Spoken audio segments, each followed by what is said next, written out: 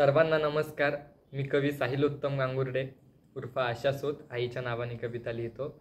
राहणार त्र्यंबकेश्वर, नाशिक. आज तुम्हासमोर एक कविता ठेवतोय.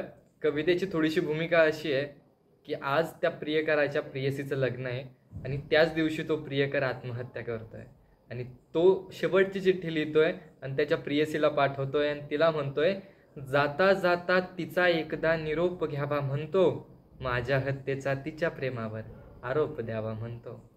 जाता जाता तिचा एकदा निरोप घ्यावा म्हणतो, माझ्या हत्येचा तिच्या प्रेमावर आरोप द्यावा म्हणतो. म्हणून एकदा लिहून चिठ्ठी सारा शेवट मांडत आहे. म्हणून एकदा लिहून चिठ्ठी सारा शेवट मांडत आहे.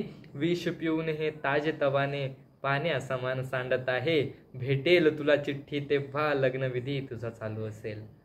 भेटेल तुला चिठ्ठी तेव्हा लग्नविधी तुझा चालू असेल. शोधशील तू मला नव्याने पण तेथे मी नसेन. वाचून घे सारी चिठ्ठी आणि तेथे अश्रू ढाळू नकोस. कळत सुद्धा माझ्या नावाचं प्रेम पुन्हा माळू नकोस. वाचून घे सारी चिठ्ठी आणि तेथे अश्रू ढाळू नकोस.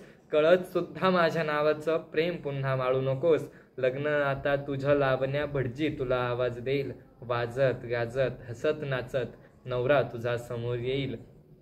कितीच सुंदर कितीच देखणी लोक कौतुक तुझे सोळा करतील. मग परंतु माझे प्रेत जाळण्या माझे लाकडं गोळा करतील.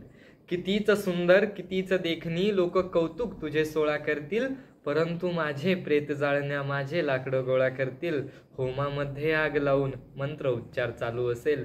मीही सरणावरती लाकडा समान जळत असेल. हलत राहील तुझ्या गळ्याशी तुझं मंगळसूत्र गळ्यात टांगला होता. मला जाळताना लोक म्हणतील, मुलगा तसा चांगला होता. डोळ्यामध्ये बघून त्याच्या तुमचे नाते नवे घडत असतील.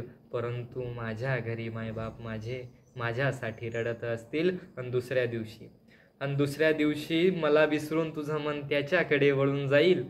थंड होईल राख माझी आणि माझं प्रेम कणकण मातीत मिळून जाईल. थंड होईल राख माझी आणि माझं प्रेम कणकण मातीत मिळून जाईल. धन्यवाद.